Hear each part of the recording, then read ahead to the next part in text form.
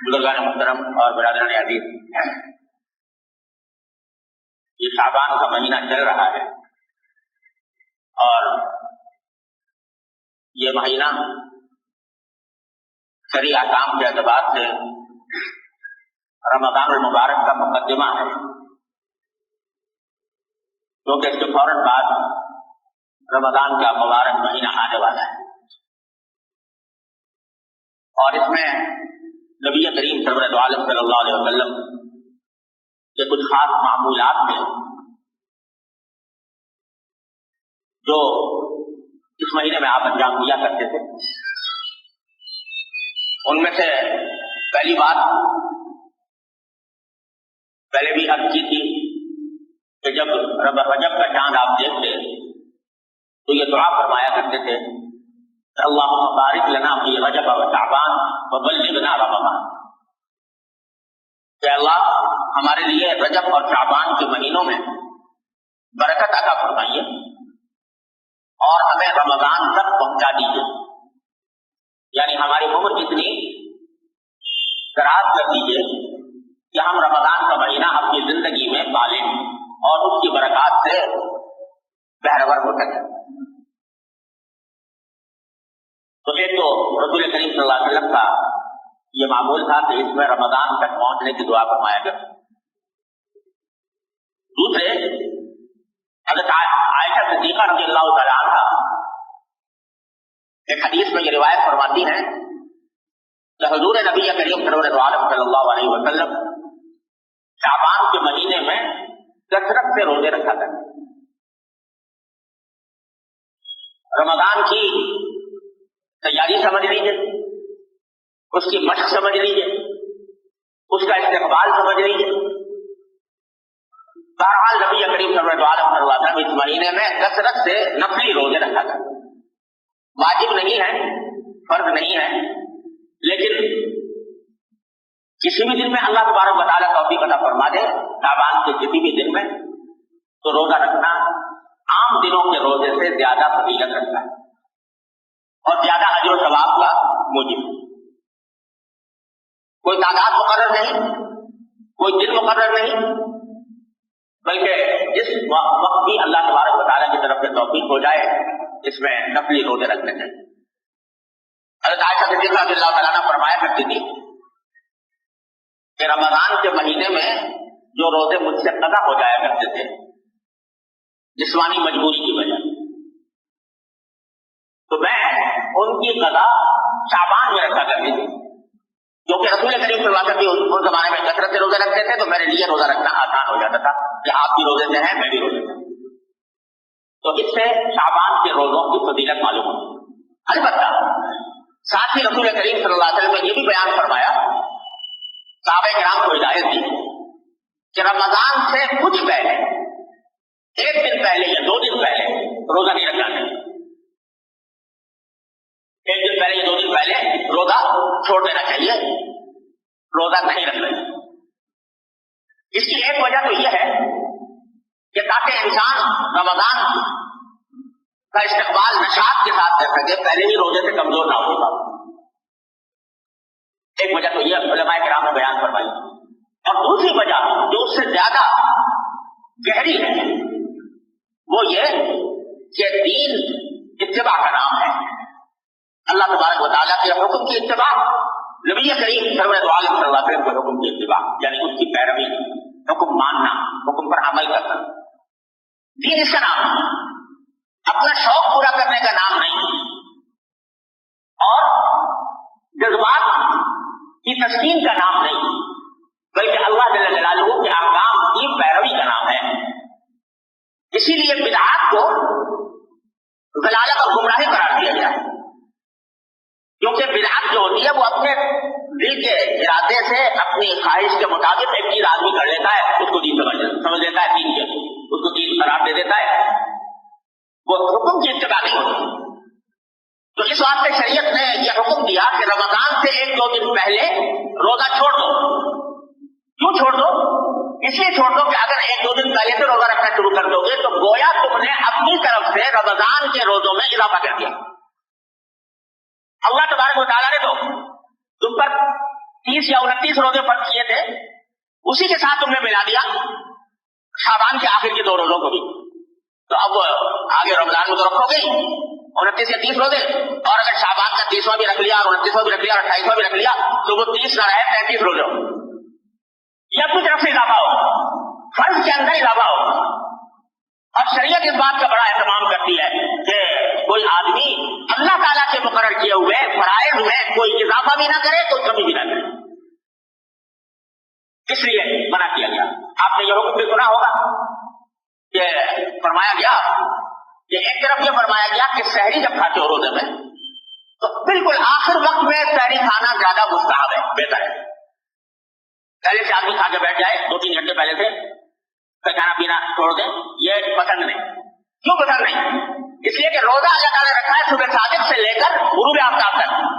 अगर तुमने 2 घंटे पहले से खाना छोड़ दिया तो तुमने रोजे की मिकदार में अपनी तरफ से इजाफा कर दिया, अपनी तरफ से इजाफा कर दिया। लिहाजा नहीं, आखिर वक्त तक खाओ, क्योंकि हमारा हुक्म यही है। और इसी तरह इफ्तार के बारे में आपने सुना होगा कि हदीस में रसूल करीम सल्लल्लाहु अलैहि वसल्लम ने मुस्तहब करार दिया कि इफ्तार जल्दी से जल्दी किया जाए। जो ही सूरज गुरूब हो और उससे यकीन हो जाए कि सूरज गुरूब हो चुका, जल्दी से जल्दी इफ्तार करो, अब देर न करो। क्यों? इसलिए कि अगर तुम देर करोगे तो अपनी तरफ से रोजे की मिकदार में इजाफा कर रहे होगे।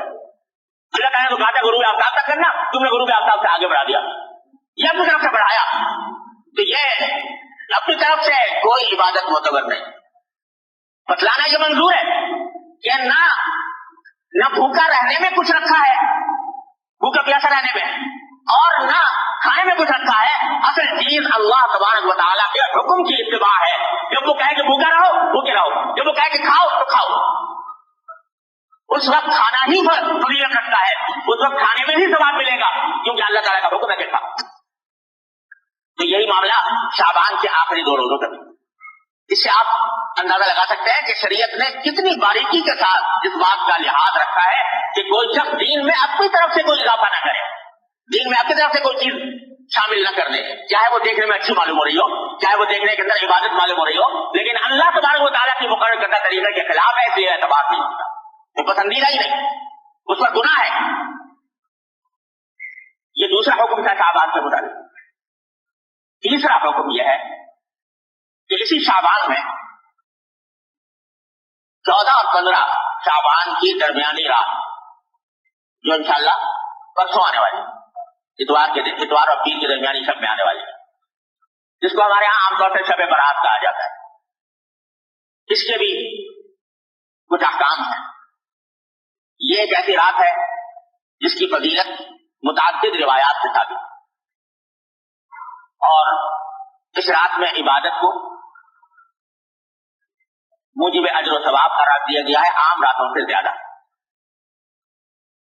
आजकल बाद हज़रात ये फरमाते हैं कि शब बारात की कोई हकीकत नहीं है, या उसके बारे में कोई सही हदीस से साबित नहीं है। ये बात दुरुस्त नहीं। हकीकत में शब बारात की फजीलत 17 सहाबा किराम रज़ी अल्लाह तआला अन्हुमा से रिवायत है। 17 सहाबा किराम उन्होंने नबी करीम सल्लल्लाहु अलैहि वसल्लम की तरफ से यह बयान फरमाया कि इस रात में इबादत करना फजीलत रखता है। इनमें से बात रिवायतें सनद के एतबार से कुछ कमजोर भी हैं, लेकिन मजमुआ इन तमाम रिवायतों का, 17 रिवायतों का, ये बेअसर और बेबुनियाद है। इसलिए उलमाए मुहक्किकीन का कहना यही है कि शब बारात यानी 14-15 की दरमियानी शब ये खुसूसी फजीलत रखती है, और इसमें इबादत का एहतमाम करना, नमाजों वगैरह का, नफली नमाजों का, ये मुसलमानों को उसका एहतमाम करना चाहिए। और उसमें बाद रिवायतों से मालूम होता है कि अल्लाह तबारक व तआला का मुनादी इस रात में आवाज लगाता है कि अला हल मिन मुस्तगफिर फअगफिर लहु, सुनो क्या कोई है जो अपने गुनाहों की मग़फ़िरत मांगने वाला हो और मैं उसकी मग़फ़िरत करूं। हल मिन मुब्तला फअआफिया, है कोई मुब्तला मुसीबत, मुश्किलों में मुब्तला, जिसकी मुसीबत को मैं आफियत से तब्दील करूं। ये सारी रात अल्लाह तबारक व तआला की तरफ से ऐलान होता रहता है। लिहाजा इस रात में जागना, اور عبادت کرنا یہ عام راتوں سے زیادہ فضیلت کا سبب ہے. دعائیں کرنا بشرطے کہ وہ عبادت اسی طرح کی جائے جس طرح جناب نبی کریم سرور دو عالم صلی اللہ علیہ وسلم نے فرمائی. اس میں بھی اپنی طرف سے کوئی اضافہ نہ ہو. جیسا ابھی میں نے بتایا، مثالیں دی آپ کو کہ اپنی طرف سے اضافہ کوئی شریعت میں مقبول نہیں. کل محدثۃ بدعہ وکل بدعۃ ضلالہ. ہر نئی بات جو انسان دین میں پیدا کرے وہ بدعت ہے اور ہر بدعت گمراہی. تو شیطان تو انسان کے پیچھے لگا ہوا ہی ہے. اسے دیکھا کہ یہ رات فضیلت والی آنے والی ہے، اس فضیلت والی رات میں مسلمان متوجہ ہوں گے، اللہ تعالیٰ کی طرف رجوع کریں گے، عبادتیں کریں گے، دعائیں مانگیں گے، تو میرا تو گھاٹا ہو گیا. لہذا اس نے ایسے ایسے طریقے ایجاد کروا دیے کہ لوگ جو ہے عبادت سے ہٹ کر ان طریقوں میں لگ جائیں اور ان کی وجہ سے اس رات سے جو فائدہ اٹھایا جا سکتا تھا وہ نہ اٹھا. کیا طریقے گڑ لیے کہ بھائی نماز پڑھو یا نہ پڑھو، شب برات کا حلوہ ضرور پکاؤ. وہ نماز پڑھو یا نہ پڑھو، عبادت کرو یا نہ کرو، لیکن حلوہ پکانا ضروری. فرض اگر کوئی نہ پکائے تو قابل ملامت یہ لے بھائی اس کے گھر تو شب برات کا حلوہ بھی نہیں پکتا، یہ بڑا وہابی ہے، یہ جو ہے ایسا کنجوس ہے، بخیل ہے کہ اس کے گھر میں تو حلوہ ہی نہیں پکتا.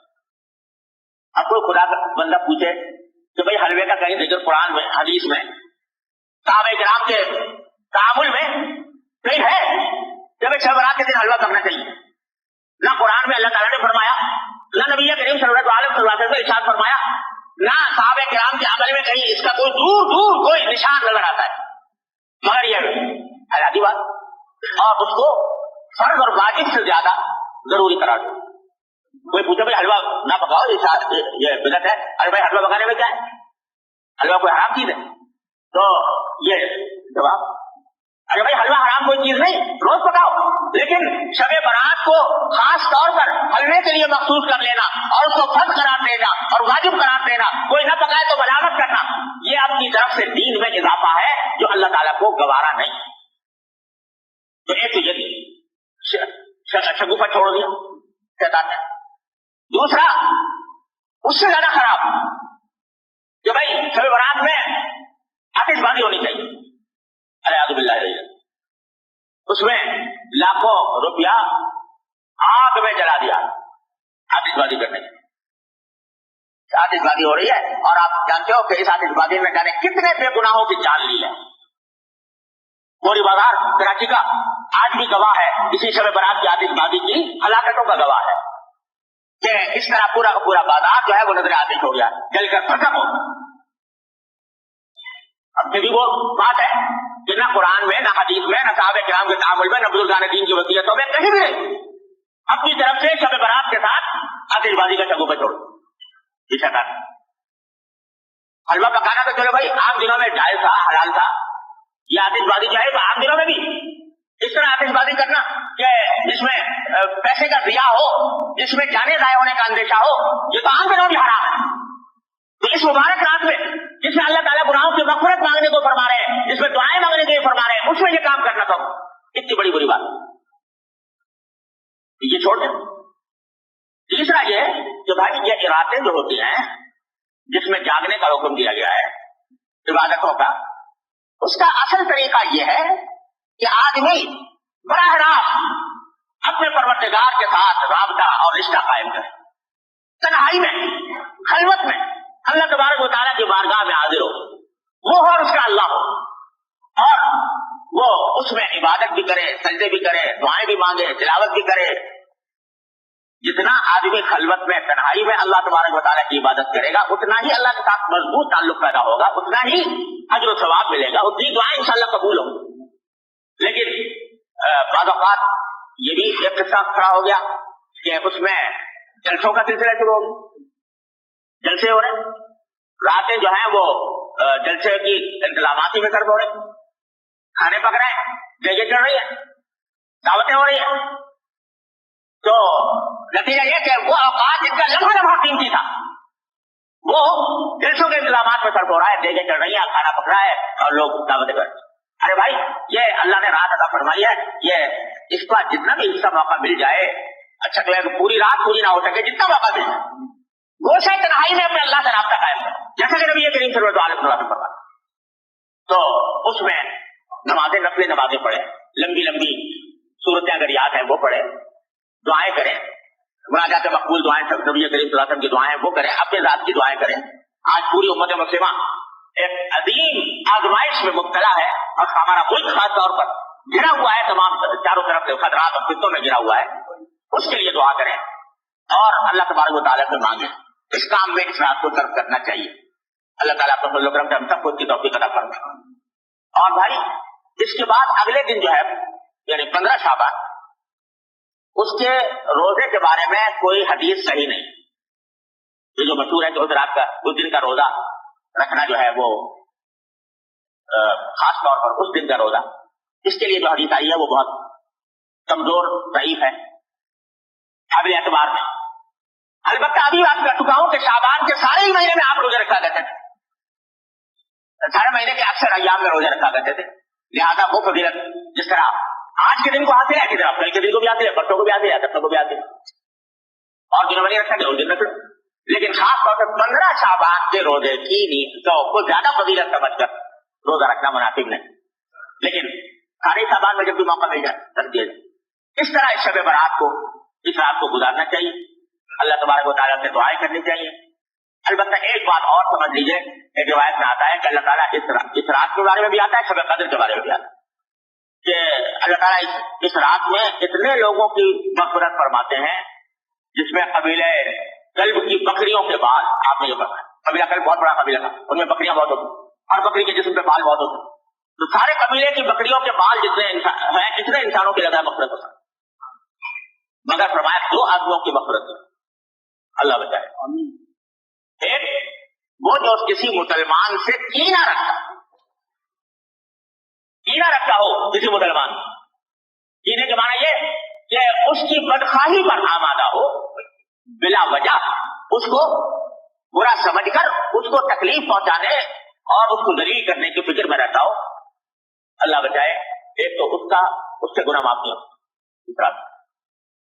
اور ایک فرمایا وہ جو اپنے پاجامہ, شلوار, پتلون جو بھی پہنے ہوئے ہے اس کو ٹخنوں سے نیچے لٹکائے, اللہ بچائے. تو اس کے بارے میں بھی حدیث میں آتا ہے. لہذا اس کا اہتمام کرنا چاہیے, ہمیشہ ہی کرنا چاہیے. تو اللہ تعالیٰ کسی مسلمان کے خلاف دل میں کینہ رکھنے سے محفوظ رکھے.